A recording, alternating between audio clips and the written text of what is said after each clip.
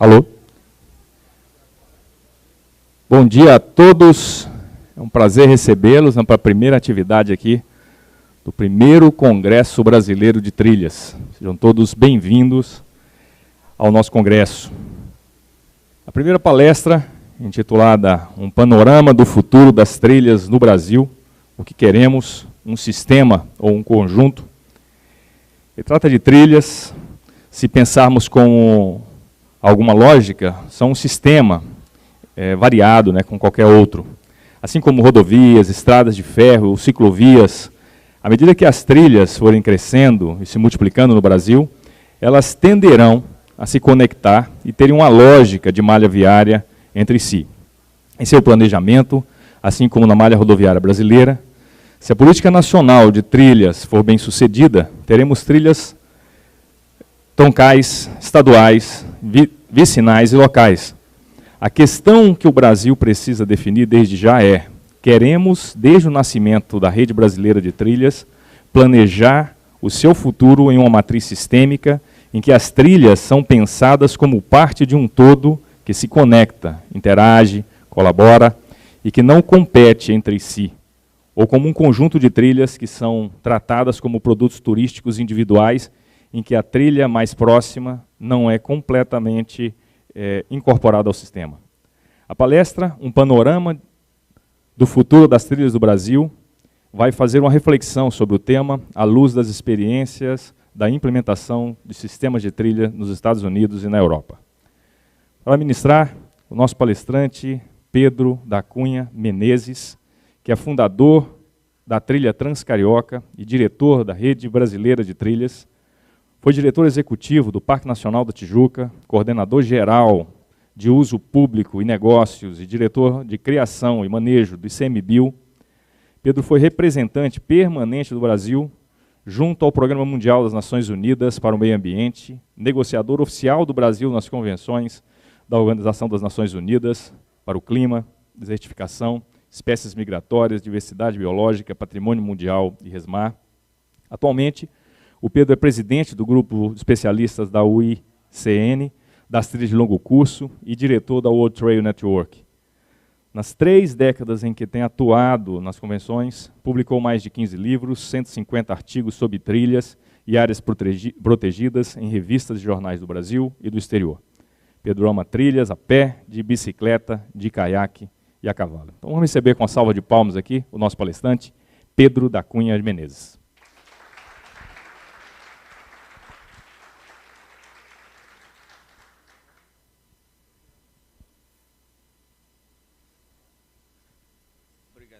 Consigo passar? Essa ponta para lá. Tá, coloca o primeiro slide. Não, volta. Isso, obrigado.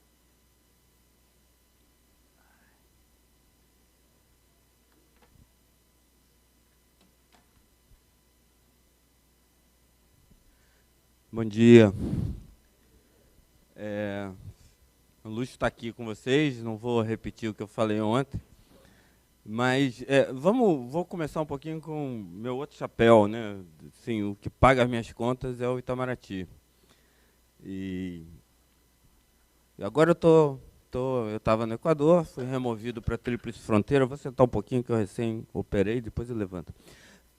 Eu fui estou na Tríplice Fronteira, ali lugarzinho calmo, se bem que para quem é carioca é realmente calmo, que é ali na região de Foz, e estava conversando com o embaixador que eu vou substituir. E ele me disse assim: não, porque, na verdade, Brasil, Paraguai e Argentina, se você for ver, os níveis de desenvolvimento são mais ou menos os mesmos. A diferença é que nós, no Brasil, a gente já é capaz de produzir os diagnósticos. A gente tem muita pesquisa e a gente tem muitos diagnósticos. O problema é que a gente ainda não é capaz de chamar o médico e trabalhar em cima do diagnóstico, né? A gente já sabe qual é a doença, a gente já sabe qual é o tratamento, mas a gente não sabe curar. E por que eu estou fazendo essa introdução? Porque eu sou daqueles que é de antes do SNUC, antes do Sistema Nacional de Unidade de Conservação. O SNUC ele é o resultado de quase 20 anos de conversa. Para quem não sabe, o SNUC não é a jabuticaba, não. Ele não é um produto brasileiro.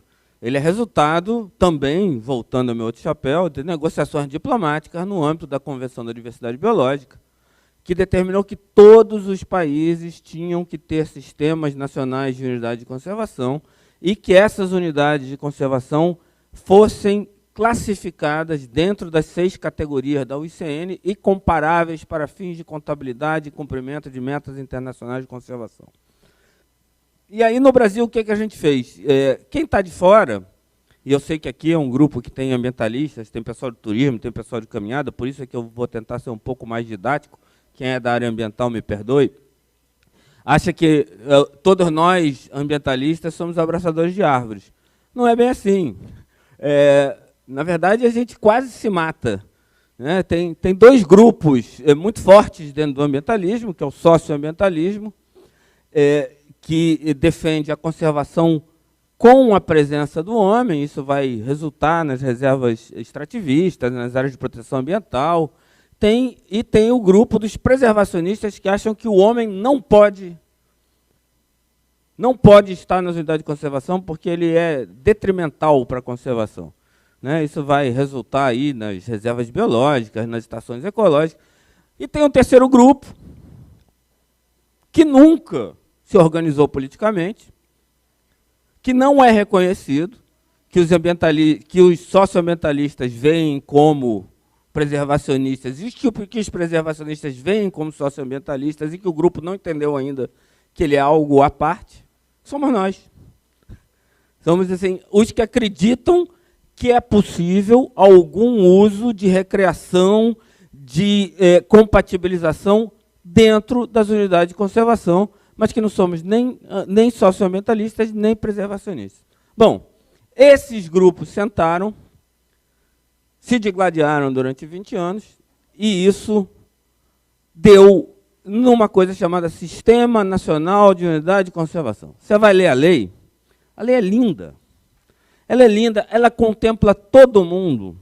Tem ali a figura do Parque Nacional para nós, do Monumento Natural para nós, tem a reserva biológica para quem acredita que o homem não pode entrar, tem a reserva extrativista, que é para aqueles que acham que sim, que você tem que dar espaço para a comunidade tradicional.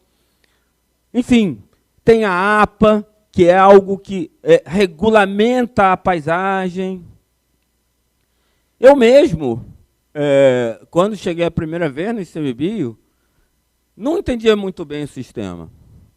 Eu devo, está aqui a Bernardo Issa, Ana Paula Prates, que não está aqui, de me pegarem pelo braço e dizer, espera aí, não é bem assim, olha, a Resex também tem um valor de conservação, a APA também tem um valor de conservação, e me submeteram a um intensivão, né, até que hoje eu realmente acredito no sistema. O problema é que nós, Brasil, não acreditamos no sistema. Né? A gente criou um Sistema Nacional de Unidade de Conservação e a gente implementou um Conjunto Nacional de Unidade de Conservação. Por que é um Conjunto Nacional de Unidade de Conservação? Porque tem um instrumentozinho chamado Plano de Manejo, outro chamado Zoneamento, unidades contíguas que não se conversam. Unidades estaduais e federais dentro do mesmo município que os chefes não se conhecem. Uma Academia Nacional da Biodiversidade que só cuida do federal. Uma construção de procedimentos, uma construção de caminhos que não produz vasos comunicantes entre Estados, União, municípios e privados. Então, você começa a ter 2 parques nacionais, por exemplo, um parque nacional e um parque estadual, que são a mesma categoria, indo para caminhos completamente divergentes.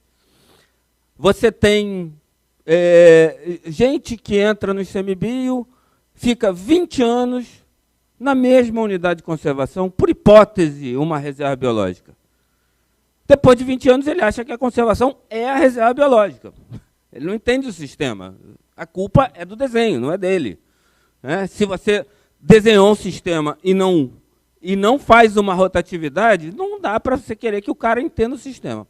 Bom, a culpa é nossa. O fato não está dando certo. A consequência é o que a gente está vendo aí no governo atual. Vocês estão imobilizando terra, não serve para nada, porque nós concebemos um sistema e estamos tentando implementar um conjunto. É que nem tentar botar uma esfera dentro de um quadrado, aquela coisa que a gente vê, né, botar um macaco para fazer em teste, né? É o que a gente está fazendo há 20 anos. A gente pode ficar mais 50 anos tentando fazer isso, não vai dar certo. Ou a gente muda a concepção para virar um conjunto, ou a gente começa a implementar um sistema. Por que essa introdução? Porque a Rede Brasileira de Trilhas, ela é fruto de quase 20 anos de estudos e de viagens de um grupo grande de pessoas que passou o mundo inteiro. Está aqui o Celso, que foi na África, está aqui o Ivan, que foi na África, foi a Portugal, foi aos Estados Unidos, está aqui o Bernardo Issa, que fez o mestrado em Portugal, está aqui a Sônia Kinker, que começou lá, que fez o seu mestrado nos Estados Unidos, e essas pessoas começam a trazer percepções de volta de como é o mundo, e essas percepções elas começam a ser encaixadas dentro do que vai ser a concepção da rede. Ou seja, a Rede Brasileira de Trilhas, ela não é, como muita gente às vezes acha, porque conhece de uma hora para outra, ela não é invenção de nenhuma cabeça brilhante, que diz, é só um gênio, não é. Ela é uma construção de 20 anos, que inclui muita gente. E ela foi concebida para ser uma ferramenta do SNUC, do Sistema Nacional de Unidade de Conservação.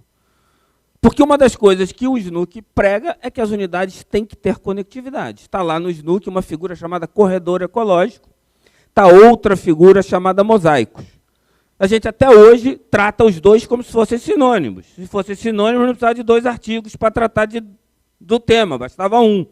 Elas não são sinônimos. O fato é que a gente nunca implementou corredores. Corredor, como se você for no Aurélia, aí você vai ver que é uma passagem estreita. O mosaico já é largo.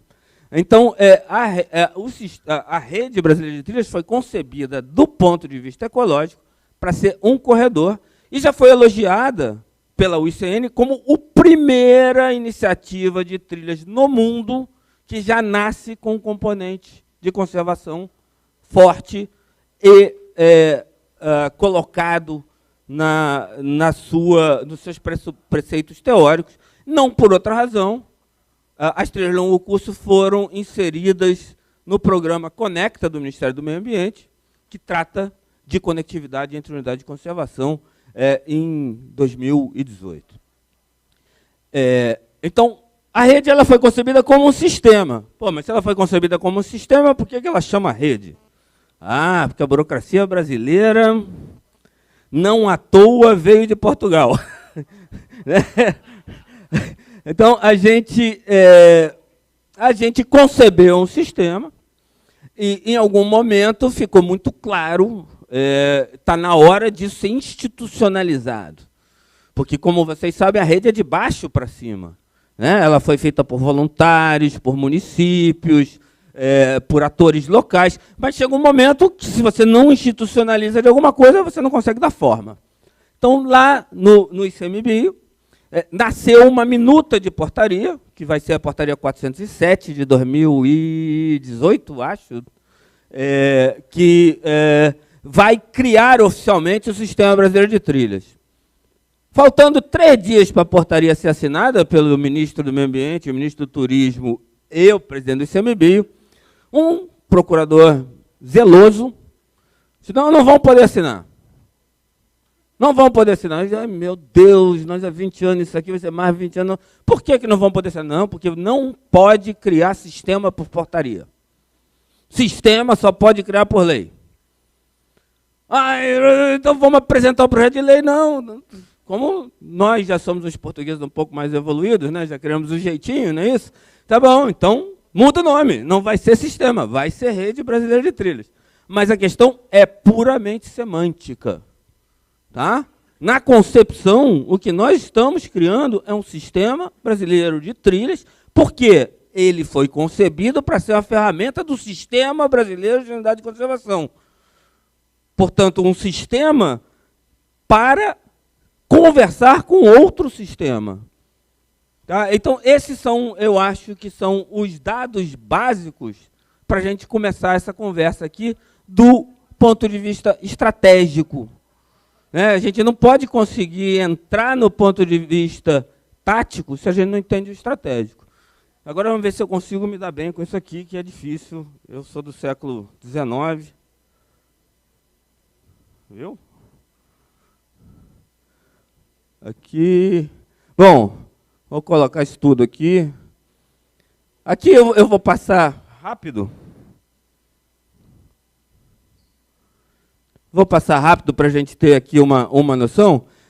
Como todo mundo, imagino, sabe, se não souber também, eu não vou explicar agora porque não dá tempo, o conceito de trilha de longo curso começa com a Appalachian Trail, Benton MacKaye, nos Estados Unidos.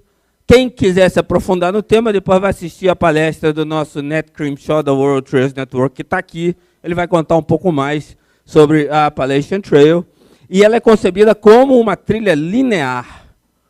Ela é a primeira ideia do mundo, é para ser uma trilha linear, conectando unidade de conservação nas montanhas Apalaches, que são um pouco a nossa Serra do Mar, que era a área mais fragmentada dos Estados Unidos, e que eles achavam que aquilo ia acabar se não tivesse alguma política de conectividade. Rapidamente se forma um grupo que define o caminho mais rápido da gente garantir isso, é sinalizar uma trilha, porque uma sinalização ela dá pertencimento, e a partir daí a gente vai ter um grupo político para apoiar isso. Eles começam a sinalizar em 1923, com a ajuda de um forte subsídio governamental, que é o Civilian Conservation Corps, que era uma frente de trabalho, e também com os clubes de montanhismo. Toda ideia boa é rapidamente copiada, né? Então, em 1938, a ideia atravessa o oceano e chega na Europa, onde a Hungria estabelece a Hungary National Blue Trail, que conecta toda a Hungria de leste a oeste. Aí a gente tem o interregno da Segunda Guerra Mundial, que eu acho que não preciso explicar para ninguém aqui. Quem não souber, dá um Google aí, Segunda Guerra Mundial, vai ver o que é. E logo no final da guerra, os países europeus se juntam e criam as GRs, que são uma sigla muito interessante, porque ela se aplica em quase todas as línguas. Né?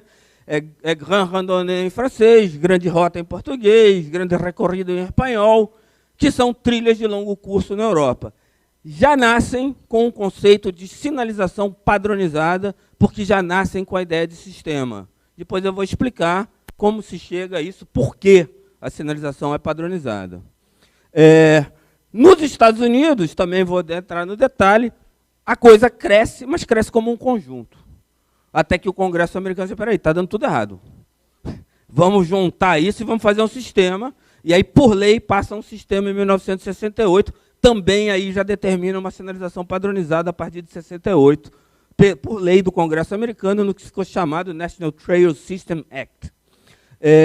Em 69, já com a União Europeia se incorporando, as GRs que nasceram como aqui, de baixo para cima, elas se juntam para criar trilhas transeuropeias, aproveitando a queda de grandes dificuldades fronteiriças na nova Europa, né, da então Comunidade Europeia. E, a partir daí, a ideia ganha o mundo. Né? Em 97, ela é apresentada a ideia da trilha transcarioca.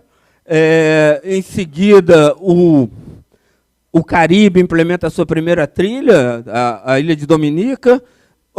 Em 2014, Chile, Peru, Equador, Bolívia e Colômbia apresentam conjuntamente o pleito de transformar a rede de caminhos Inca em Patrimônio Mundial da Humanidade e transformá-los em uma grande rede de caminhadas e o pleito é aprovado, ele vira patrimônio mundial.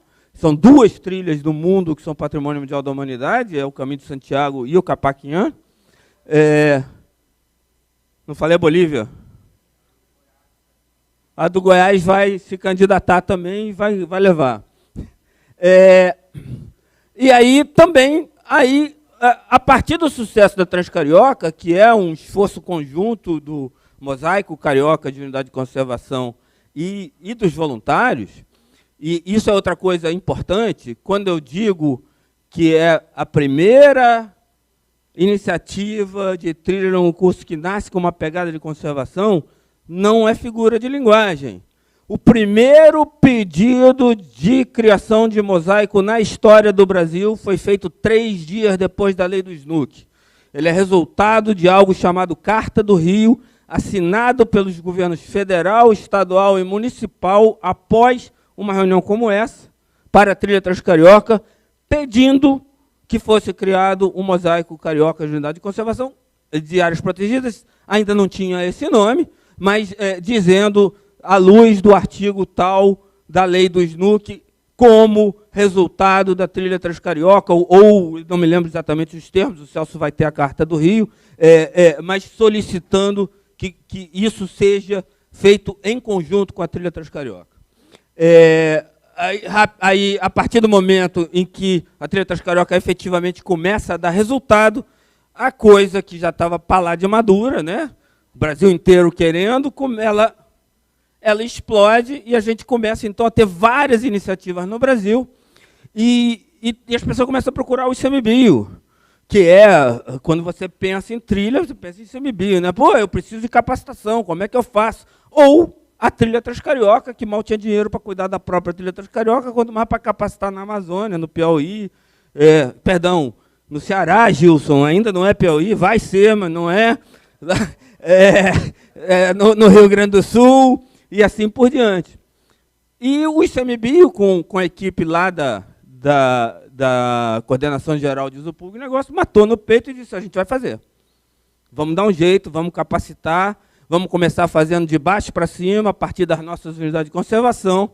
E aí, Paulo Faria, que eu não sei se está aqui, organizou uma oficina de capacitação que eu acho que é um marco histórico, na Floresta Nacional de São Francisco do Sul, que, em tese, nem deveria ter visitação, porque aquilo não serve para nada. Mas que hoje é um dos grandes marcos de referência de visitação, está, inclusive, sendo concessionada a partir do momento daquela oficina de capacitação que juntou o Estado, a SEMA, juntou os municípios, juntou a União, voluntários, e que é a gênese de nascimento do Caminho das Araucárias. A partir daí, a gente encontra o visionário Bismarck, junta a ideia maravilhosa dele, que é a ideia estratégica, com algo muito simples, que é como sinalizar, e aí ajuda a tirar a ideia dele do papel, porque a sinalização que custava milhões, de repente você faz muito mais barato, e a partir do Caminho de Cora, Goiás explode.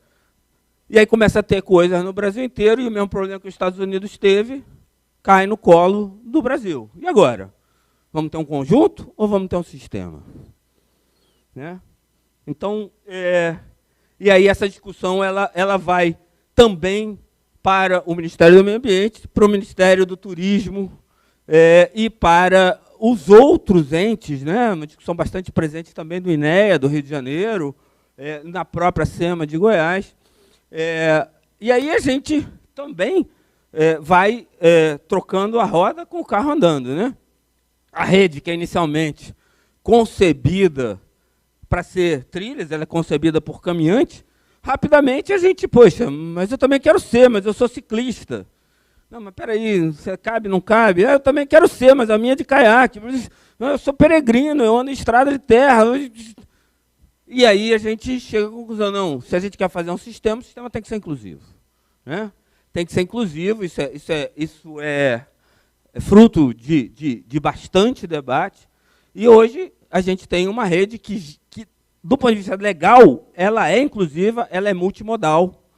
A gente tem trilhas todos os meios não motorizados, inclusive cavalo, que não está aí, que é uma discussão um pouco mais complicada, porque em certas categorias de unidade de conservação você não pode ter cavalo, mas a lei da rede, ela diz que são todas as trilhas, elas são meios de locomoção não motorizados. E aí, como que a rede está concebida inicialmente? É isso que tem nos valido muitos elogios da UICN, já está sendo, inclusive, copiada. Ela é concebida sobre 3 pilares básicos. O primeiro pilar é que ela tem que ser um aparelho de recreação de qualidade. Ou seja, é o que a gente costumava brincar lá no ICMBio.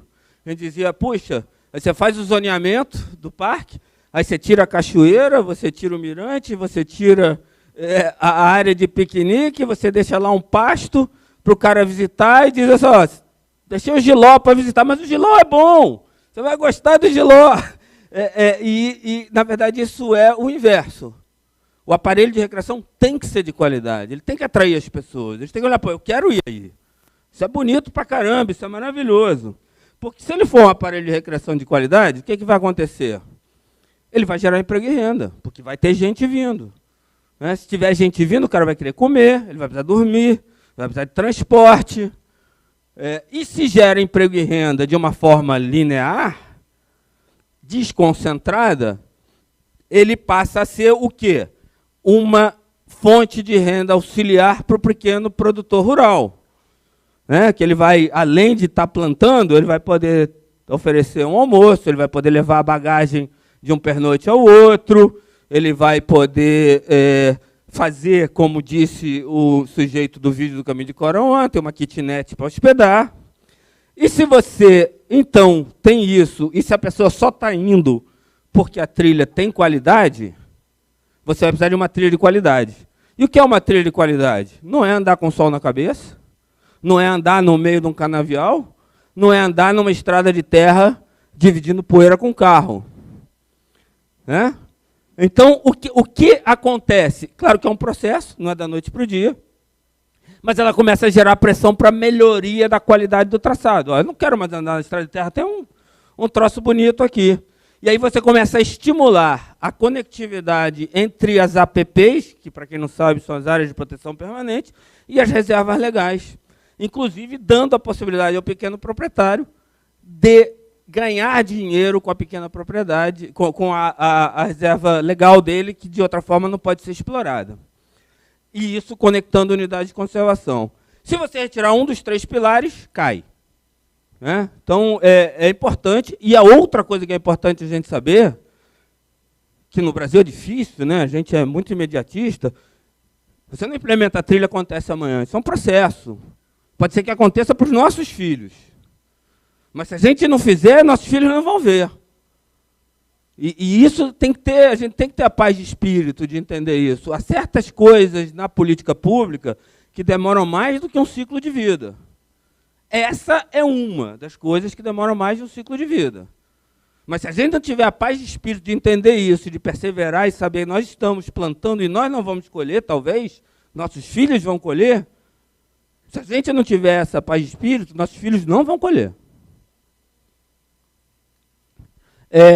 Bom, não vou ler para vocês, mas basicamente o objetivo do Sistema Brasileiro de Trilhas, ou da Rede Brasileira de Trilhas, como vocês preferirem falar, eu ainda penso em sistema, mas hoje eu já falo rede, é mudar um pouco a paisagem do Brasil, porque uma das consequências é que também você vai mudar a paisagem, você vai ter um monte de corredores estreitos ligando o Brasil inteiro, você vai permitir, então, isso vai ter influência na mudança do clima, isso vai ter influência na migração de espécies, isso vai ter influência na água, a gente vai mudar um pouco a paisagem do Brasil. Gera emprego e renda? Eu podia chamar aqui o João Lino para falar, porque ele tem a experiência como alguém da área do Caminho de Cora. Mas depois ele está aqui, vocês conversam pessoalmente. Para dar um exemplo, só aqui embaixo, no Reino Unido. Alguém já foi ao Reino Unido aqui? Pô, só chove, né? Chove, é frio, é feio, mas tem trilha lá. As pessoas fazem trilha lá.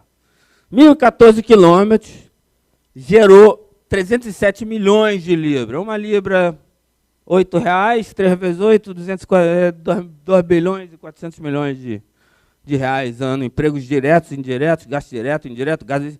Aí isso vai gasolina, bota, alimentação. Isso é um cálculo. Tem metodologia para chegar nesse cálculo? No Brasil, o Thiago Beraldo, do ICMBio, aplica essa metodologia. Criou 7.500 empregos diretos, que pode não ser muito para uma cidade, mas para um cordão de uma área rural deprimida economicamente é muito, inclusive ajuda a fixação do solo. Na Europa, as trilhas de longo curso são usadas dentro da política agrícola comum, que é a PAC, que é uma política que você, para ter uma vaca, você ganha 200 euros por ano. Você não precisa fazer nada com a vaca, é só para ter a vaca. Por quê? Para você ficar na tua pequena propriedade rural, não migrar para a cidade e não favelizar. E as trilhas de longo curso, elas também são usadas nesse sentido. Mas ela custa 500 mil libras por ano para fazer a manutenção. Fecha a conta? Talvez no Brasil os cálculos não sejam os mesmos, mas certamente, se não fechasse, o mundo inteiro não estava embarcando. Do ponto de vista da conservação, a Appalachian Trail já tem uma diretoria de conservação. Ela começa com o nome Appalachian Trail Conference. No meio do caminho, ela muda o seu nome para Appalachian Trail Conservancy. Os voluntários, assim como em outras trilhas, a Bruce Trail no Canadá, que a gente visitou, que é uma trilha irmã da trilha Transcarioca, é outro belo exemplo. Uma vez que você tem uma base enorme de voluntários e eles já fizeram a sinalização, já fizeram o manejo, eles começam a se dedicar a outras coisas. Algumas das outras coisas que eles se dedicam é monitoramento de fauna, reflorestamento e compra de terras. Se vocês entrarem no site da Bruce Trail, vocês vão ver que a Bruce Trail é dona de aproximadamente 30 reservas. Qual o tamanho dessas reservas? 1 hectare, 4 hectares, 6 hectares. Eles vão comprando as propriedades necessárias para fazer a conectividade da trilha e reflorestando. É sonhar demais que um dia a gente vai ter algo assim no Brasil? Não sei. Mas a gente já sabe que as trilhas de longo curso, elas são também ferramentas auxiliares de movimentação de espécies. Você já tem urso usando, você já tem lobo usando na Europa, isso no topo da cadeia alimentar, e você tem borboleta monarca lá do outro lado da mesma cadeia alimentar, também usando as trilhas de longo curso para se movimentar.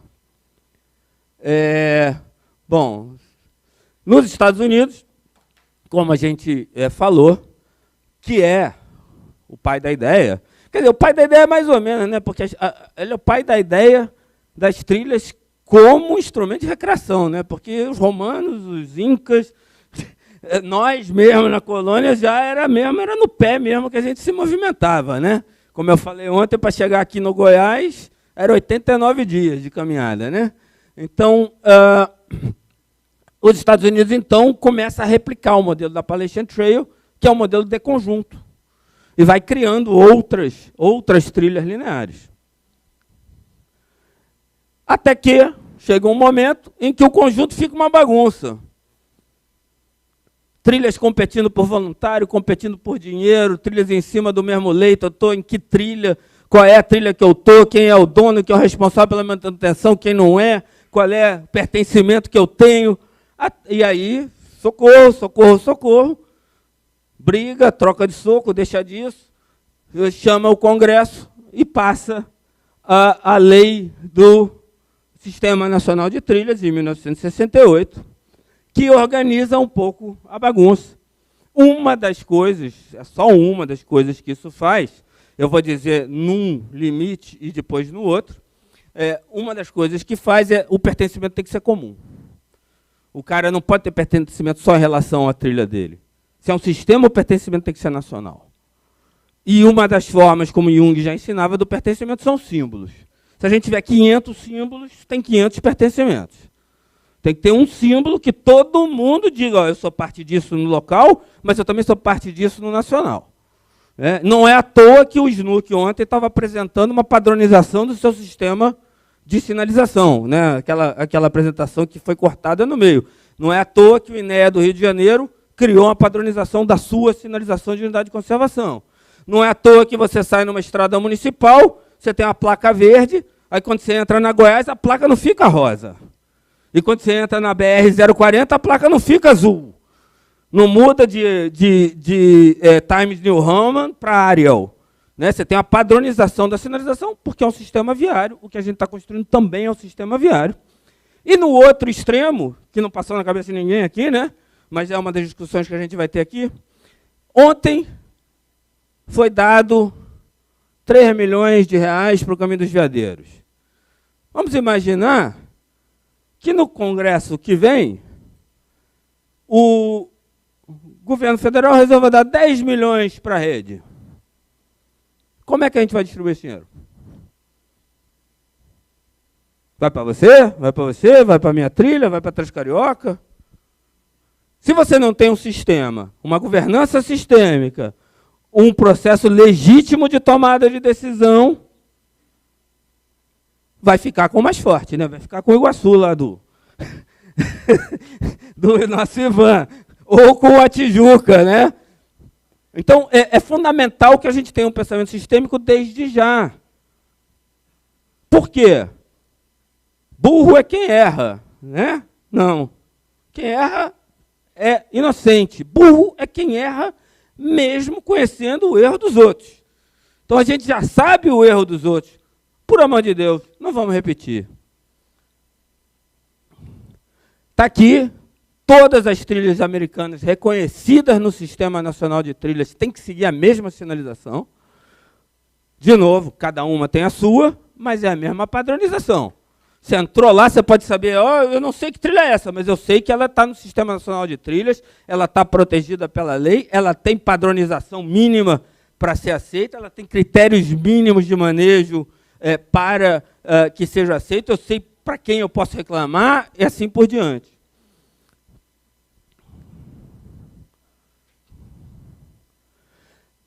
O sistema dá tão certo que passa a se criar também um sistema de trilhas cicláveis nos Estados Unidos, que uma das vantagens de você chegar atrasado, né, quem ri melhor ri por último, não é isso? É que o nosso sistema já é híbrido. Então, a gente já aproveita as duas coisas, já está todo mundo no mesmo, eu ia dizer no mesmo barco, mas na mesma trilha, acho que é melhor, né? E aí você tem aqui consequência. À medida que você começa a ter um sistema viário mais complexo, e eu sou um otimista, se eu não fosse um otimista, eu não estava há 20 anos nessa brincadeira, né? Eu já tinha desistido há muito tempo. À medida que o sistema viário fica mais complexo, você começa a ter maior sobreposição de trilhas. Você vai ter uma trilha que é um produto local daquele município de 3 horas, que está no mesmo leito de uma trilha estadual, que dá, digamos, seja a volta de Goiás, que está no mesmo leito do Caminho dos Goiáses, que está no mesmo leito de uma trilha pan-americana que vai do Alasca à Patagônia. O que eu vou ter aí? Eu vou ter 4 sinalizações, eu vou ter 4 voluntários, um para cada trilha, eu vou ter 4 orçamentos. O pulo do gato é esse, eu tenho uma trilha só, como é o caso, mas que ela serve a todos esses traçados. E prevalece sempre a trilha local do voluntário. O pertencimento é de baixo para cima, não é de cima para baixo. Então, no caso do Brasil, por exemplo, a gente tem o Caminho dos Goiáses aqui, né, que hoje vai da Serra Dourada até a Chapada dos Veadeiros, mas que idealmente vai se expandir até os Calungas, até Emas e assim por diante. Mas você não vai ver a sinalização Caminho dos Goiáses. Você vai ver espaçadamente, você está no Caminho dos Goiáses. Você está na trilha nacional Caminho dos Goiáses.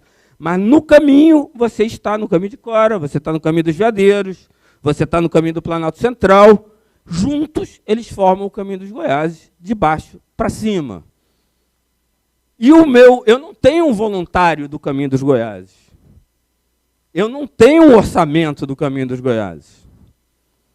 Eu não tenho uma estrutura diferente do Caminho dos Goiáses. Por quê? Porque o Caminho dos Goiáses ele não passa pelo Caminho de Cora. Ele não divide leito com o caminho de Cora, ele não compete com o caminho de Cora, ele é o caminho de Cora. Pode parecer besteira, mas a diferença é essa. Eu sou voluntário do caminho de Cora, eu sou voluntário do caminho dos Goiáses. A lata de tinta que eu uso para sinalizar o caminho de Cora é a lata de tinta do caminho dos Goiáses. O meu pertencimento é nacional a partir do local.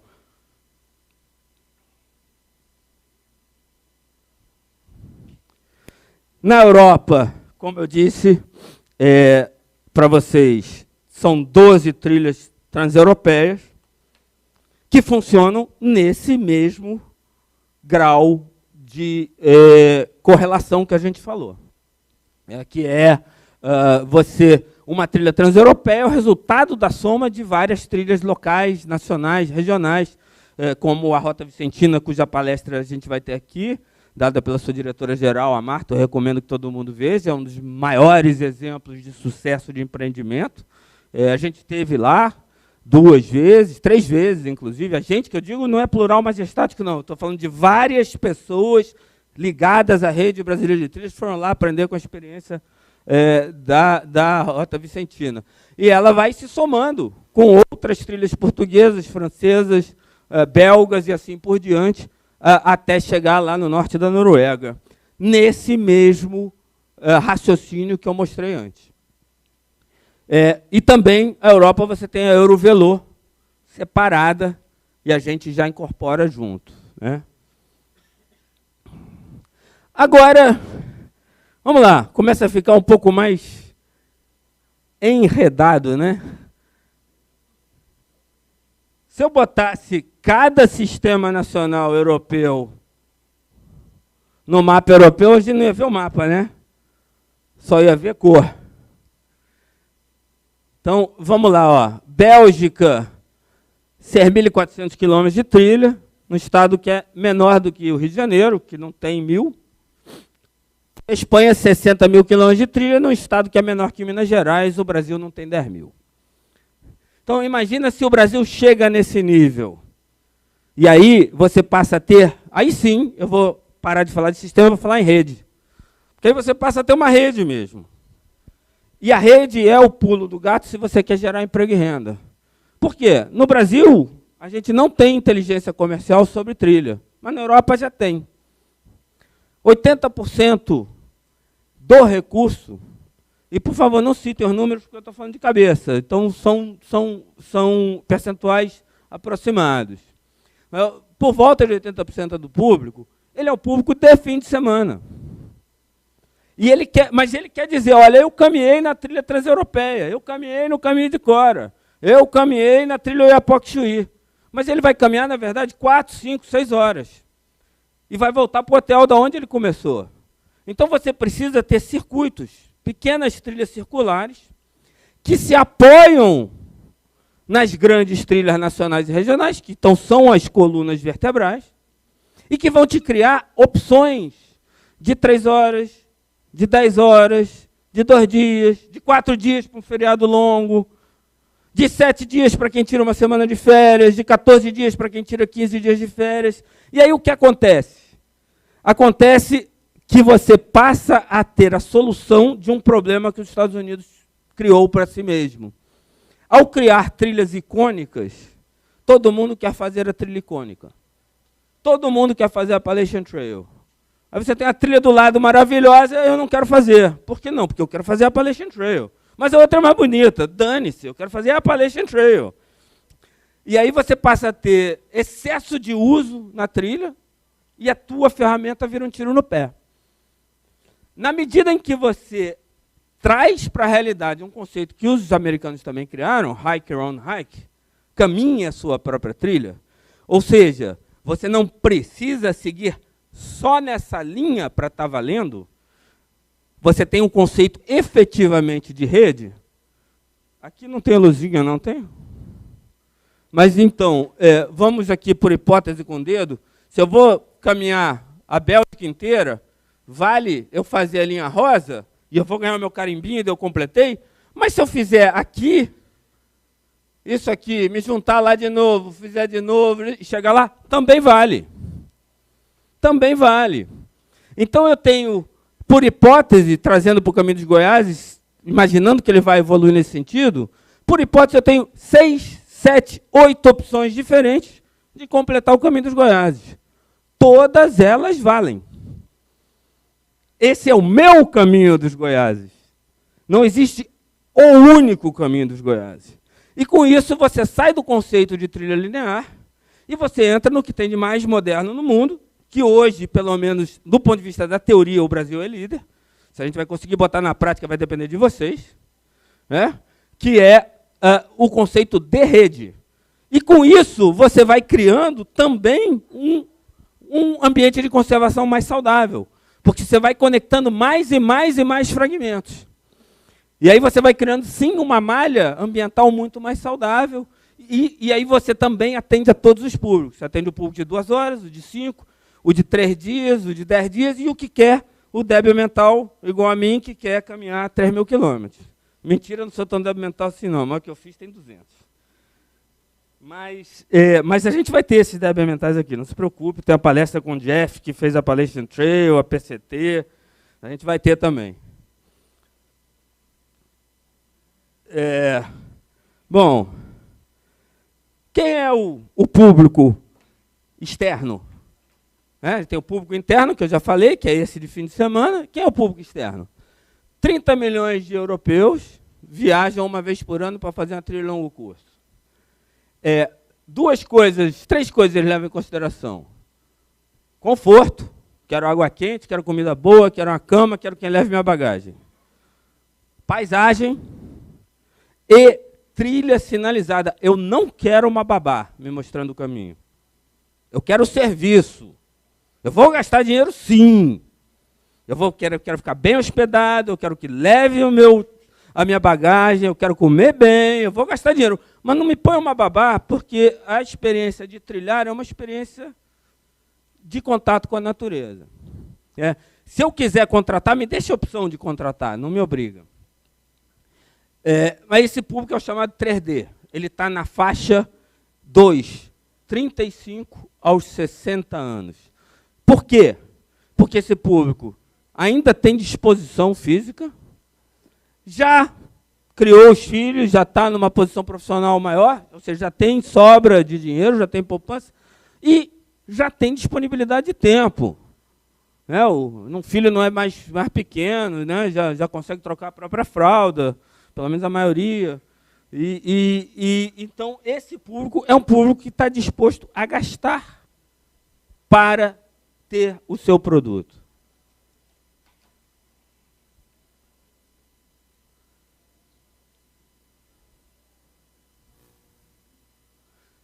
E é um público que não tem muita sazonalidade, né? Bom, aqui, vocês desculpem, fui eu que... Esse slide devia estar lá atrás, que é o sistema francês, mas que é interessante que a gente vê, no sistema francês, a gente vê bem as trilhas de longo curso e os circuitos menores. Então, você vê como você atende a todos os públicos usando a mesma ferramenta. Agora, você imagina se você tem... Você não vai precisar imaginar, não, que eu vou mostrar uma foto. Vou mostrar o que aconteceu na Europa Oriental. Se você tem uma sinalização para cada trilha aqui, você tem 10 trilhas, 10, 12 circuitos divididos no mesmo leito. A poluição visual que isso não ia ser. E aqui a gente tem um dos circuitos mais famosos da Europa, que é a Volta do Mont Blanc. A Volta do Mont Blanc, ela é pensada, tem 170 quilômetros, não é à toa, que ela cabe no período de férias da maioria dos países europeus, que são 2 semanas. Dá tempo de você chegar, dá tempo de você ir embora, dá tempo de você fazer. Então, eu vou pegar o turista 3D para vir fazer. Mas eu também tenho a opção para o cara que não vai fazer tudo e que vai dizer, não, mas eu caminhei no circuito do Mont Blanc. Então, eu tenho uma opção de 2 dias, com pernoite. Eu tenho uma opção de 4 dias, pegou o feriado. Eu tenho uma opção de 1 semana, eu tirei 1 semana de férias. E eu tenho a opção de 2 semanas. Tudo no mesmo produto. Tudo aproveitando o mesmo produto.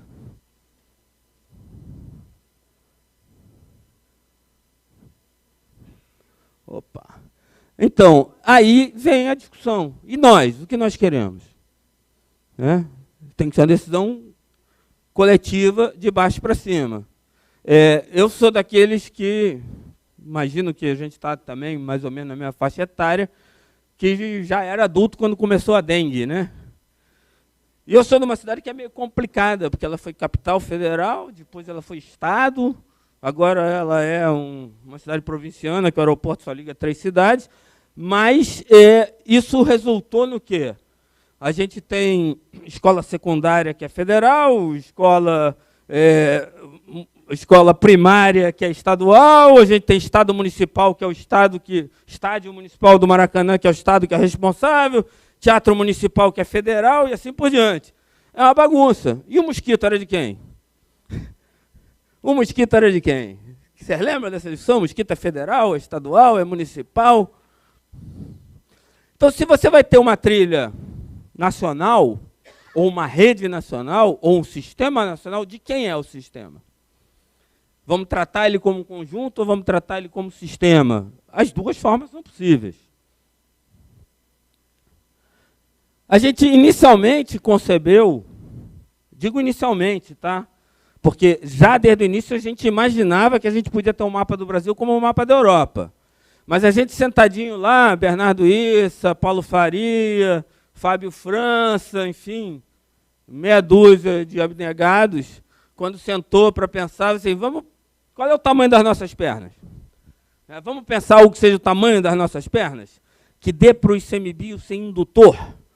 Não vai dar para fazer o ICMBio, mas dá para ser indutor, né? Se for de baixo para cima. Então, pensamos aí o caminho do Piabiru, os caminhos coloniais, que na verdade não decolaram até hoje, os caminhos do Goiás, que está lindo, é a próxima palestra, recomendo todo mundo ver. A trilha Velho Chico ligando a nascente à Foz do São Francisco. E quando a gente sentou com a diretoria de biodiversidade do ICMBio, eles disseram, olha, aonde a gente tem a maior fragmentação e a maior migração de pássaros é na costa. Vamos pensar uma coisa do Oiapoque à Barra do Chuí. Então, a gente incorporou a trilha Oiapoque-Barra do Chuí. Todos os países têm uma trilha que é a síntese nacional. Depois vai ter uma mesa sobre trilhas nacionais, a gente vai poder se aprofundar mais nisso. É a Appalachian Trail, a Pacific Crest Trail, a Trans-Canada Trail, e assim vai, cada país tem. E essa seria, talvez, a trilha da síntese nacional do Brasil. Mas, como eu falei, a ideia, desde então, já evoluiu. Ela não precisa necessariamente começar na Barra do Chuí. Ela pode começar em Santana do Livramento, né? E se conectar mais na frente. E depois, quando chegar na costa aqui, ela pode vir pela costa fluminense, mas ela também pode ir pela trilha Transcarioca, Transmantiqueira. Ou quando chegar aqui, você pode ir pela costa, ou você juntar os caminhos coloniais à trilha do Velho Chico. As duas opções igualmente válidas.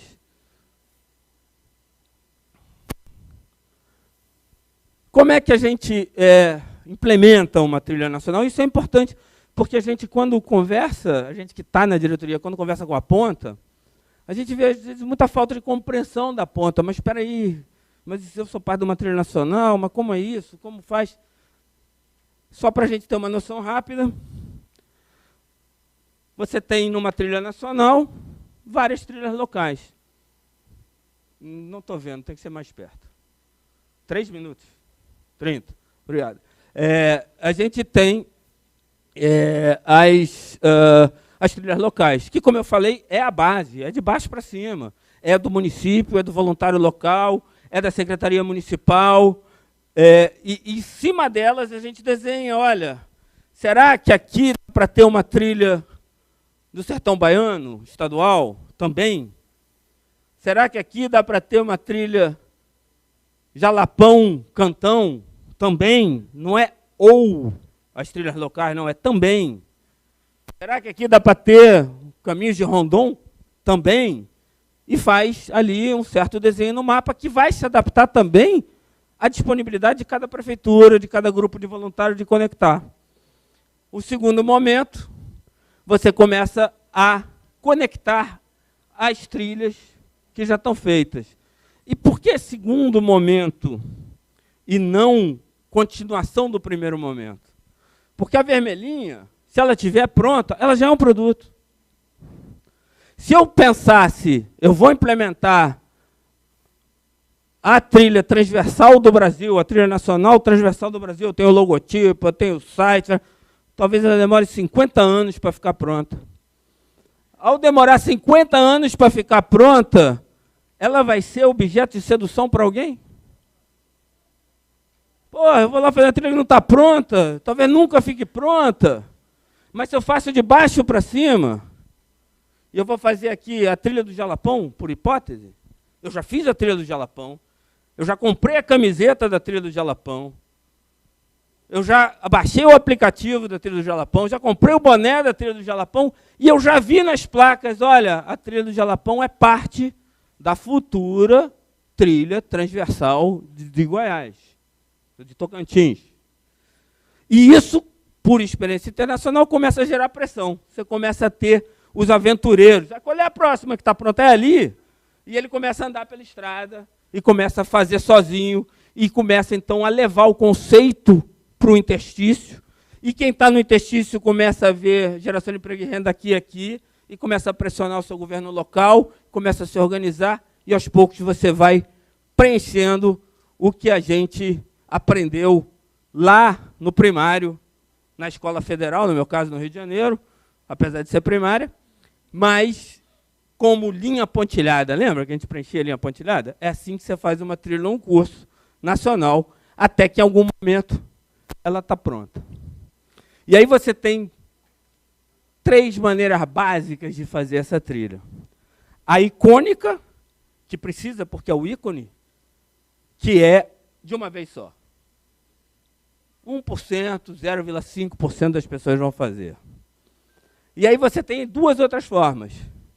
A do sujeito que passa a vida fazendo trecho a trecho, juntando as suas férias, e a maioria que faz aleatoriamente, de acordo com o custo de oportunidade dele. Ah, eu tenho uma semana, pô, você quer conhecer o Jalapão? Quero, mas não vou fazer trilha não, você é maluco, eu vou ficar no... Aí você voa, o marido faz, a mulher fica, ou a recíproca, faz um trecho, depois volta, 2 anos depois faz o outro, aí vai passar férias, vai trabalhar na Bahia, faz mais um ali, e vai completando como um álbum de figurinhas, que a gente completava quando era criança, sem a necessidade de ser de forma contínua. Esse talvez seja o maior grupo que faz. Qual é a vantagem disso também? A vantagem é que você fideliza o seu usuário, mas à medida que você vai fidelizando o usuário, ele também, em cada viagem, ele está sentindo um sentimento de eu completei, que é fundamental, entrar no psicológico. A gente costuma dizer uma coisa, você tira férias, viaja para o Brasil, aí faz 400 quilômetros, volta lá para a Europa, diz, o que você fez? Caminhei 400 quilômetros. Pô, caramba, tu é meu herói, fez o quê? Eu fiz 5% da trilha Oiapoque-Chuí. A outra coisa é você faz os 400 quilômetros, volta, mas você fez o quê? Eu fiz a Transmantiqueira, inteirinha. Está aqui, ó, meu certificado, minha camiseta, meu boné. E mais, ano que vem eu vou fazer a Transespinhaço, por hipótese, que se conecta com ela e durante a vida eu vou completar. Então você vai fidelizando esse cliente, que também é uma parcela importante.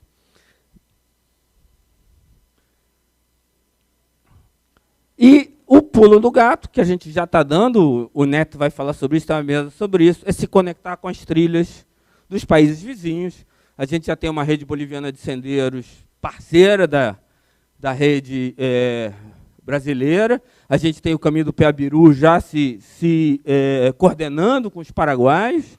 A gente tem o pessoal do Pampa já se coordenando com os uruguaios, de maneira que também não é um sonho assim completamente fora de propósito, não. A gente sonhar em atravessar fronteiras como a Europa fez.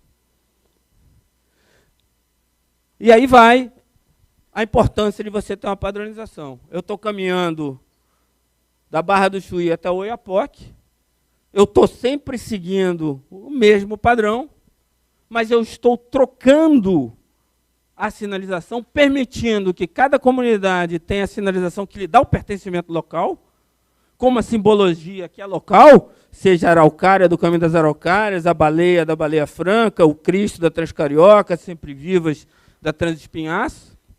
Mas tem outro pulo do gato aí.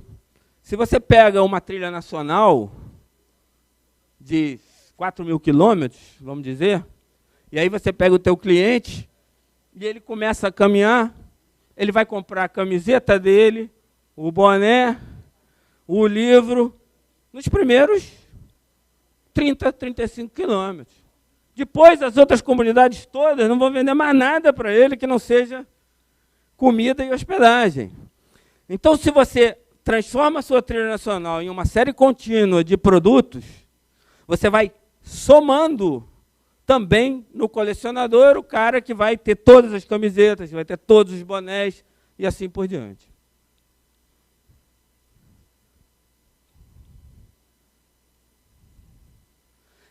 E aí, como é que eu vou saber que eu estou numa trilha nacional? Você não vai ter as duas setinhas juntas. Você sempre só vai ter uma setinha. Poluição visual mínima. Só uma setinha. Mas a cada 10 quilômetros, 20 quilômetros, 30 quilômetros, nos locais de pernoite, nos locais talvez mais icônicos, você vai ter uma placa que diz assim, ó, Trilha Transcarioca, nós somos parte da trilha Oiapoque-Chuí. E por que isso é importante? Porque é importante que todos nós também tenhamos o sentido que a gente é parte do Brasil. Não é à toa que a gente tocou o hino nacional ontem. A gente não está competindo, a gente está cooperando. Então, ó, nós somos parte da trilha Oiapoque-Chuí, você está fazendo aqui hoje, amanhã faz o próximo trecho, depois da manhã faz o outro. Desperta a tua curiosidade, vai lá no site, vê o que é o Caminho dos Goiáses. Você terminou o Caminho de Cora? Tem mais. Tem mais. Vai fazer o Caminho do Planalto Central, vai fazer o Caminho dos Veadeiros, vai fazer o Caminho dos Calungas, o Caminho dos Canoeiros. Então, a cada intervalo de 10 quilômetros já é suficiente, pode ser mais longo, é importante que a gente tenha isso. É importante também que a gente marque nas redes sociais a trilha nacional. A gente não está sozinho. Caminho dos Ararunas. Das Ararunas, né? Está lá a hashtag Caminho das Ararunas, está lá também a hashtag Trilha Oiapoque-Chuí, Barra do Chuí. Caminho dos Pampas, está lá também a hashtag Trilha Oiapoque-Chuí. Caminho de Cora, está lá a hashtag Caminho de Cora, está também a hashtag Caminho dos Goiáses. A gente está trabalhando em cooperação, não é em competição. Voltei, né? Aqui está também, essa é uma das placas mais fotografadas de toda a trilha Transcarioca, a da distância. Aí tem sempre, tenho um defeito de caráter sério, eu sou tricolor, e o Fluminense tem um ícone, né, que se chama-se Nelson Rodrigues. Né? Nelson Rodrigues tem aquele sujeito que está em todas as crônicas, que é o idiota da objetividade. Né? Quantas vezes o idiota da objetividade pelo Brasil já me ligou, mas como é que eu vou colocar a placa da distância para o juiz se eu não sei nem onde passa a trilha? Porra, chuta!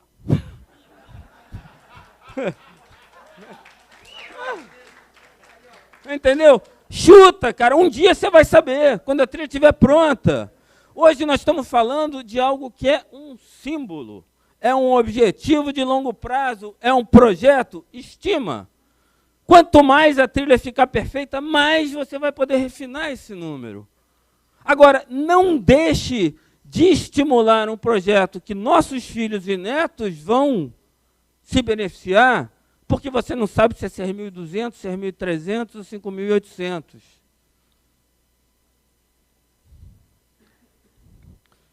Por exemplo, do Rio de Janeiro é 6.000 quilômetros. Eu posso dizer para vocês com certeza absoluta, o Ivan mediu tudo antes de fazer a placa. E como é que a gente, então, começa a avançar? Pô, mas é Oiapoque Barra do Chuí, mas o meu estado, como é que fica nisso? O seu estado também pode ter um produto do seu estado. No Rio de Janeiro, a gente está pensando aí, com o INEA à frente, a Rota dos Parques. uma trilha circular do Rio de Janeiro. Essa vai atrair os cariocas, porque o cara pode, todo fim de semana, fazer um trecho de 2 dias. E que vai ser, certamente, uma das trilhas mais bonitas do mundo, porque ele vai pegar um litoral de Mata Atlântica maravilhoso e volta pela serra, se você tiver sorte ou azar, dependendo da pessoa, até neve você pega na mesma trilha, passando ali no Parque Nacional de Itatiaia, que é uma trilha circular, e que você pode dizer, olha, eu fiz a volta do Rio de Janeiro, e em fazendo a volta do Rio de Janeiro, eu também caminhei X quilômetros na trilha Oiapoque-Barra do Chuí. Eu vou ter uma sinalização da trilha do Rio de Janeiro, eu vou ter 3 setinhas, Oiapoque-Chuí, Rio de Janeiro, Transcarioca? Não. Eu só vou ter a sinalização trilha Transcarioca. Em algum momento eu vou dizer, olha, a trilha Transcarioca também faz parte da volta do Rio de Janeiro, mas não no terreno. E como é que ela pode se subdividir? Eu não tenho tempo de fazer a volta do Rio de Janeiro, eu vim ao Brasil, mas eu quero fazer alguma coisa que me dê também um sentimento de eu completei. Ela tem uma subdivisão, ou 2. Eu posso ter feito o circuito de Mangaratiba, o circuito das ilhas, como você quiser chamar, da volta Itacuruçá, a volta da Ilha Grande e a volta da Joatinga. O circuito das 3 voltas, enfim, quem está lá que batize, se é que um dia vão usar a ideia. Ou eu posso fazer só a volta da Ilha Grande. Por que eu estou rebatendo nisso? Porque isso é a ideia do sistema. Ou seja, a volta da Ilha Grande é parte da volta do Rio, é parte da Oiapoque-Barra do Chuí, mas é um produto sozinho. Ou seja, e uma coisa não concorre com a outra. O fato de eu ser um produto sozinho não quer dizer que eu não posso ser parte de algo maior. Porque da mesma forma que o meu turista que terminou aqui, se quiser fazer mais, eu já estou jogando ele para lá, mas a recíproca é verdadeira. O que fez lá e gostou, porque ele só fez 4 dias e não sabia se ele conseguia fazer 8 da volta da Ilha Grande, gostou, deu, agora eu vou fazer a volta da Ilha Grande. Um incentiva o outro, eles não competem. As pessoas não gostam de repetir. Então, você criar uma linha lógica de coleção é fundamental em uma, e aí a palavrinha, ou a dupla palavra, que o meu defeito, outro de caráter, que é ser funcionário público, está na minha cabeça, que chama-se política pública, e política pública nacional, veja bem, eu não falei federal, nacional, estados, municípios, União e privados. Política pública nacional é sistema. Trilhas individuais é conjunto, vai tratar com o seu município, vai fazer sozinho. Bom, eu quero fazer um conjunto. A Europa Oriental quis fazer um conjunto. Aí eu saí aqui. Quantos baldes de tinta eu tive que levar para fazer a manutenção aqui? E mais, eu briguei com o cara dessa trilha aqui, eu só vou fazer a manutenção dessa. Essa vai ficar bacana, essa vai ficar horrível. E mais, eu que estou caminhando vou ter que levar um livro para entender quem é quem aqui, né? Quem é quem? Para onde eu vou? Como é que eu vou? Sem contar que isso parece uma árvore de Natal. Ou isso parece uma árvore de Natal. E qual é o pertencimento que isso traz? Eu vou ter...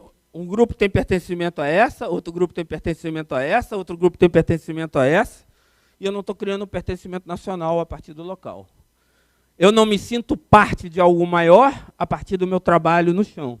Né? Uma das máximas principais que a gente tem no ambientalismo, que a gente demorou muito tempo também para começar a aplicar, é pense globalmente, haja localmente. Se a gente não consegue fazer um sistema, a gente vai pensar localmente, agir localmente, e para levar isso para o global, para o nacional, a gente não vai conseguir levar. Bom, nós hoje já estamos aí em 127 lugares do Brasil, né, cada um com a sua pegada. A pegada é sempre escolhida localmente. A gente só homologa, mesmo quando a gente acha feia, a gente nem fala, ó, tá linda, não, linda. Mas é sempre a adesão local, tá?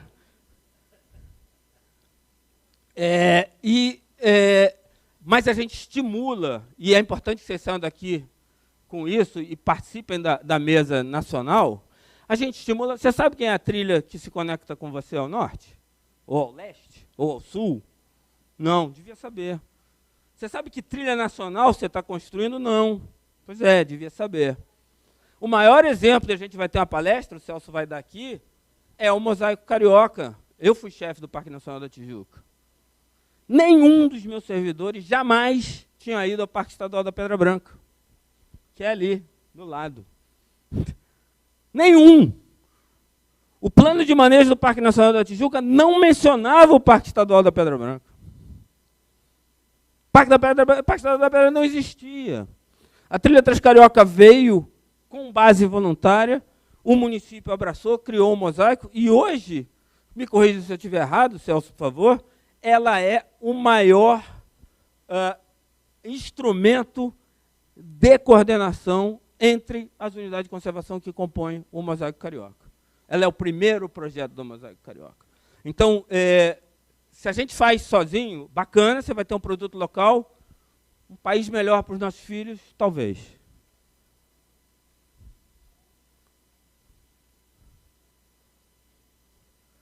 Bom, por que a gente escolheu a pegada? Rapidamente, porque às vezes muita gente fala, escolheram a pegada, é horrível a pegada. Pode ser feia, pode ser bonita, mas ela tem uma história. Ela tem uma história que é importante que todo mundo conheça para saber qual é a história. Quando a gente começou lá atrás, 1998, eu era chefe do Parque Nacional da Tijuca, a gente começou a implementar usando o mesmo padrão da Appalachian Trail, que é um retângulozinho. Aí o Serviço Florestal, na época, estava apoiando o então IBAMA, vejam como eu sou velho, e mandou um consultor lá. E ele veio falando, não use a nossa sinalização. Eu falei, já fiquei com medo, né? O americano adora processo. Eu falei, não, tem direito autoral, vai me processar. Não. Porque a sinalização é horrível. As pessoas não entendem, ela não é autoexplicativa. Ou você estudou ela, ou você vai se perder. Usa algo mais... que seja mais fácil de entender. O que é mais fácil de entender? A gente tinha um funcionário lá, a gente quebrando a cabeça, chamado Luiz Fernando Lopes da Silva, usa uma seta. O japonês entende uma seta, o chinês entende uma seta, o russo, o ucraniano também entende. Então, vamos usar a seta, maravilha. Aí usar uma seta, estavam todos contentes com a seta. Aí a gente está funcionando, que é uma maravilha. Aí fomos para a Europa, né? Como eu falei para vocês, a gente visitou 50 países ao longo de 20 anos para estudar trilha num curso. Chegamos na Europa, mostramos a seta, todos felizes. Aí os europeus, não usa a seta. Eu falei, mas a seta todo mundo entende, o japonês, o russo, o marciano. Só que você não vende a camiseta com uma seta. O americano tem um caminhão de dinheiro. O americano pode botar dinheiro público, você vai precisar gerar dinheiro. Você tem que ter um sentimento de pertencimento forte e você tem que ter um produto. Busque uma sinalização que seja autoexplicativa, indutiva, mas que vire um produto e que te faça um sistema.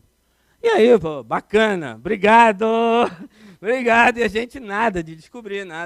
Um dia estamos caminhando na África do Sul, estava com o Ivan, e a gente vê a sinalização de pegadas na África do Sul.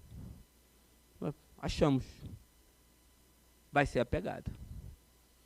Porque cada trilha pode ter a sua pegada, mas todas têm uma pegada.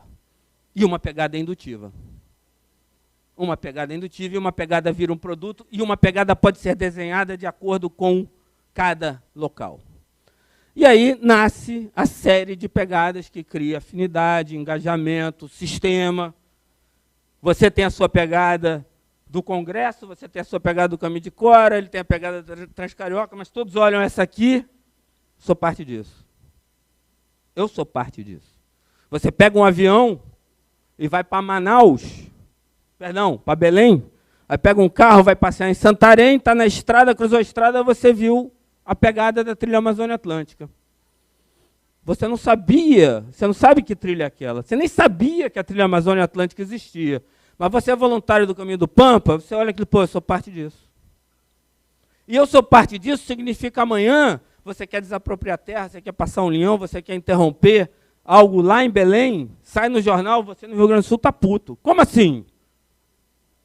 Como assim vai interromper a minha trilha Oiapoque Barra do Chuí? Você nunca esteve lá, você nem sabe onde é, mas é a sua trilha Oiapoque Barra do Chuí. A partir de uma afinidade, de um pertencimento que você construiu do local para o nacional. Quem não acredita, por favor, leia Jung, Homem e seus Símbolos. Está aqui. Quem não está, vou passar rápido, porque sempre vai ter alguém dizer, porra, cadê a minha? Então não vou dar tempo de procurar tudo, que aí ninguém vai poder depois dizer, né? Porque já são 127, só tem 114, aí tem 13 que não estão, né? Então, não pode tirar foto, não pode.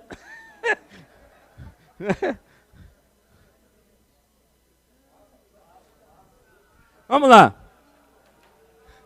Pertencimento. Tem gente que já está tatuando. Quer pertencimento maior que esse? Aqui, essa foto a gente costuma usar de exemplo. Essa moça tirou a foto na Serra do Divisor, no Acre. Tem gente que diz que o Acre não existe, né? É ficção, né? Não, existe sim, porque senão o Brasil não existia, porque Portugal é o Acre da Europa, né? Vamos combinar que sem o Acre a gente não existia. Mas tirou a foto, postou, ela fez um intercâmbio, ela tinha um namorado sueco, que ela conheceu no intercâmbio. Esse namorado, que ela já não vê há 4 anos, está na Tailândia, já com outra namorada, uma australiana. Mostrou para ela a foto. Se a gente faz o nosso trabalho bem feito, os dois podem saber, ou podem não saber que o Acre existe, mas vão saber que a trilha é no Brasil. Com uma, você divulga todas. Você cria, aí, já não do ponto de vista ambiental, mas do ponto de vista da geração de emprego e renda, você cria um produto chamado Trilhas do Brasil. Eu vejo qualquer uma, são 127, digamos que amanhã sejam 3.000. Eu vejo qualquer uma das 3.000 pegadas das 3.000 trilhas brasileiras em qualquer lugar do mundo. Eu posso não saber que trilha é, mas eu sei essa trilha no Brasil. E aí você começa a criar um produto forte no mercado internacional chamado Trilhas do Brasil. Simbologia é importante, sim. Nós não estamos falando só de sinalização vira direita, vira esquerda. Nós estamos falando de criar um sistema.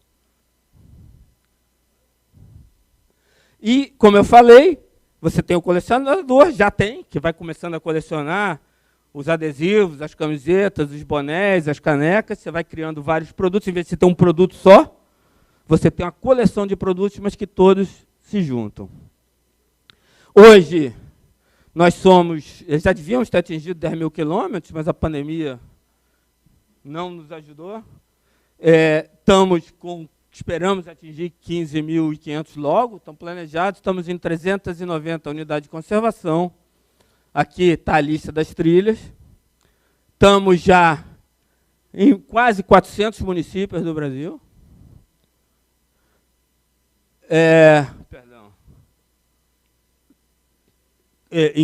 Conectamos quase 400 unidades de conservação do Brasil, das 3 esferas de governo e privadas. Estamos em mais de 300 municípios e já temos um aparato legal, precisa ser aperfeiçoado. A trilha Transcarioca, por exemplo, ela é protegida por um decreto. O Distrito Federal tem um sistema distrital decretado por lei distrital. Goiás, como vocês viram ontem, está com um sistema. A gente precisa também aperfeiçoar o nosso, sobretudo criar uma governança, para não acontecer aquilo que, se a gente der certo, vai acontecer, que eu falei no início da palestra, o dia que vierem com 4 milhões para a rede. Qual é o processo decisório legítimo que a gente tem para alocar esse dinheiro, entre outras decisões? Isso significa, para vocês todos, nós temos uma diretoria nacional, vocês sabiam? Sabiam? Essa diretoria é eleita, vocês sabiam? Todas as trilhas que estão aqui podem votar. Vocês participam do Zap coletivo da rede, vocês se informam, vocês fazem parte. Depois não reclamem que ninguém pediu a opinião. Participação é de baixo para cima, não é de cima para baixo. Vocês têm que se engajar. E a gente acredita firmemente que a rede vai ser uma ferramenta para ajudar o Brasil a cumprir a meta 11 de Aichi, que é conectividade das áreas protegidas. Aqui é um pouco a governança que eu já falei, é fundamental a gente ter a governança.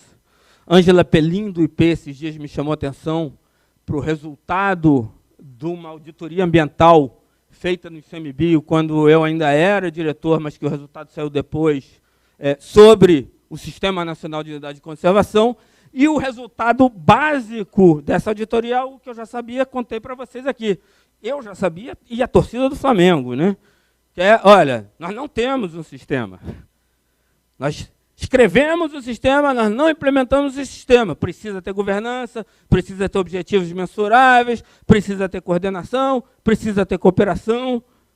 A gente quer ajudar, quer ser uma ferramenta para melhorar isso. Está aqui um pouquinho da onde a gente está. Eu acho que a mais bonita é essa aqui, mas há controvérsias. Mais um pouquinho de onde a gente está. E aqui é o próximo passo. Ó. Quando acabar de sinalizar, você começa a ter um monte de voluntários dizendo, agora o que eu faço? Pô, vamos reflorestar? É sonho? Não, já está acontecendo na Trilha Transcarioca. Está toda sinalizada, tem uma massa de voluntários que ficou de... E agora, me ajuda, está aqui o Ivo, que é um dos líderes disso aqui, já está reflorestando a Trilha Transcarioca. E quem sabe, depois de reflorestar, a gente seja um movimento politicamente forte o suficiente para dizer, eu não quero atravessar a rua. Eu não quero atravessar a rua. Faça um viaduto para mim, que a fauna também possa usar. Obrigado.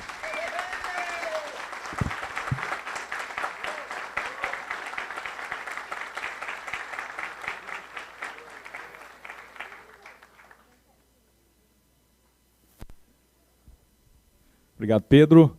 Vamos abrir aqui para algumas perguntas. Nós não vamos poder ter várias, né, em função do tempo, mas alguém gostaria de fazer alguma pergunta aqui para o Pedro, levantasse a mão para poder fazer o uso da palavra.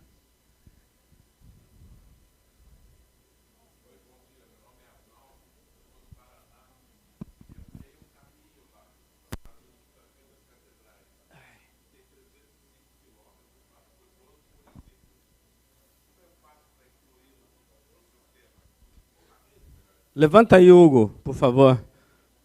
Conversa com o Hugo, ele vai te explicar. Tá? A rede... vou aproveitar a tua pergunta para dizer, muitas vezes a gente ouve o seguinte, não, vocês da rede. Não existe vocês da rede, tá? A rede é de todos os brasileiros. Somos nós da rede. Se não formos nós da rede, não funcionou. Mais uma pergunta?